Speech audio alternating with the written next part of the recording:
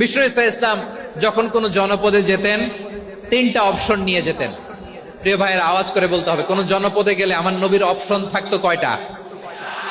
আমার মতো 3 আঙ্গুল উঁচু করে দেখান আর বলুন, আমার নবী কোন জনপদে গেলে কয়টা অপশন নিয়ে যেতেন? 1 নাম্বার অপশন আসলিম তাসলাম। নতুন এলাকায় গেলে বলতেন আসলিম তাসলাম, ইসলাম ধর্ম গ্রহণ করো, শান্তিতে থাকবা, আমার ভাই হয়ে যাবা, আমরা ভাই ভাই। ইসলাম মানো, আমরা ভাই ভাই। অপশন নাম্বার কত? 1। যদি বলে না ইসলাম মানবো না, ওকে, অপশন নাম্বার 2, মুসলিম হওয়ার দরকার নাই, লা ইকরাহা ফিদ্দিন, ইসলামে কোনো বাড়াবাড়ি নাই। খ্রিস্টান আছো থাকো, বৌদ্ধ আছো থাকো, ইহুদি থাকতে চাও থাকো, কিন্তু আমরা যেহেতু রিজিওনাল সুপার পাওয়ার, আমাদের আন্ডারে থাকো, ট্যাক্স দিয়া থাকো, এটার বলে জিজিয়া। আলেম যারা আছেন বুঝবেন এটার আরবিতে কি বলে, জিজিয়া। You pay us the tax, we will give you the security. তোমরা ট্যাক্স দিবা, আমরা সিকিউরিটি দিব, আমাদের আওতায় থাকবা, কেউ তোমাদেরকে আক্রমণ করতে পারবে না, আমরা নিরাপত্তা দিব। সুবহানাল্লাহ বলেন। এটা অপশন নাম্বার কত? আচ্ছা, বুঝে থাকলে বলেন 1 নাম্বার অপশন কি ছিল? ইসলাম। ইসলাম মানো, শান্তিতে থাকবা, ভাই ভাই, আমরা ভাই ভাই। অপশন নাম্বার 2, ট্যাক্স দাও, আমরা নিরাপত্তা দিব, মুসলিম হওয়া লাগবে না। এখন 1 নাম্বারও মানে না, 2 নাম্বারও মানে না, মুসলিম হবো না, ভালো, খ্রিস্টান থাকো, ট্যাক্স দাও, আমরা সিকিউরিটি দিব না, এইটাও মানি না। বিষ্ণু বলেন তাহলে তলোয়ার আমাদের আর তোমাদের মাঝে ফয়সালা করবে।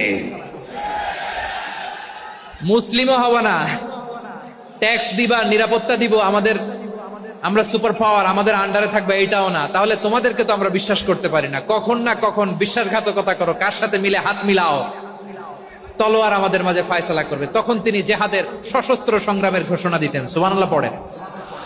দেখেন, পশ্চিমারা জেহাদকে এইভাবে চিত্রায়িত করে না। ওরা জেহাদ বলতে বুঝায় তলোয়ার, হাত কাটো, গলা কাটো, না, জেহাদ সশস্ত্র সংগ্রাম 3 নম্বরে।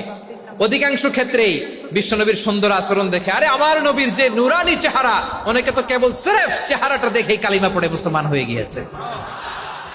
যারা মুসলিম হয় নাই তারা তাদের ইসলামেই বলবৎ ছিল, ট্যাক্স দিয়ে ইসলামের আন্ডারে ছিল। যারা এটাও মানে নাই ওইটাও মানে নাই, তাদের বিরুদ্ধে জেহাদ। বিষ্ণু ইসলাম 7ম হিজরিতে যখন খায়বার বিজয়ের পরে ইসলাম রিজিওনাল সুপার পাওয়ার হিসেবে আত্মপ্রকাশ করলো, বিশ্বনবী চিঠি লিখলেন অন্যান্য সুপার পাওয়ারের কাছে, রাষ্ট্রীয় চিঠি লেখে এক রাষ্ট্রপ্রধান আরেক রাষ্ট্রপ্রধানের কাছে। ঠিক কিনা বলেন? জানেন না আপনারা? এই যে 24-এর ছাত্র নাগরিক অভ্যুত্থানে, এই অভ্যুত্থান যখন শুরু হয়, আমি তখন সাউথ আফ্রিকাতে, একটা স্ট্যাটাস দিয়েছিলাম, কোটা নয় গোটা দেশ সংস্কার করা লাগবে।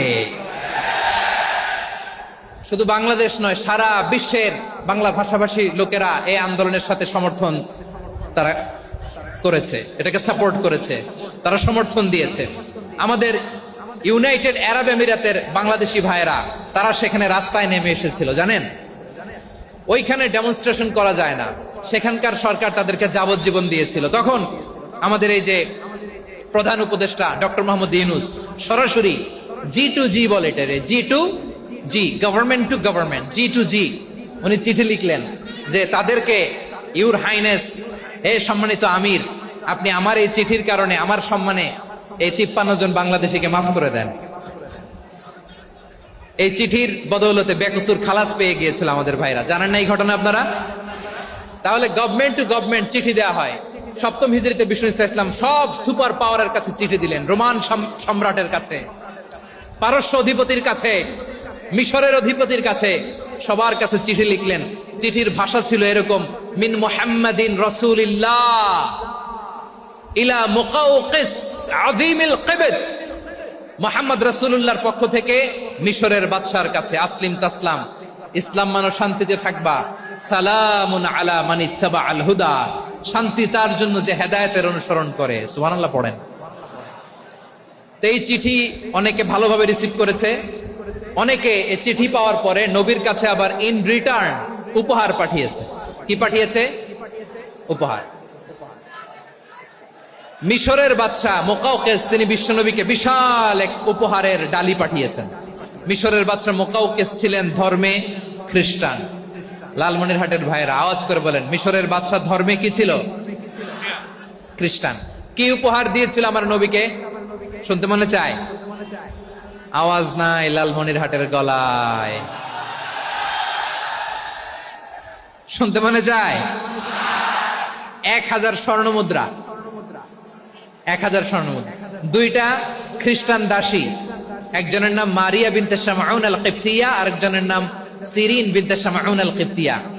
একজন খ্রিস্টান দাস 20 থান কাপড় জামা বানানোর জন্য, আমরা নবী যেন সেলাই করে জামা বানাতে পারে এজন্য 20 থান কাপড়, 20 থান ফাইন গার্মেন্ট। সুবহানাল্লাহ পড়বেন না?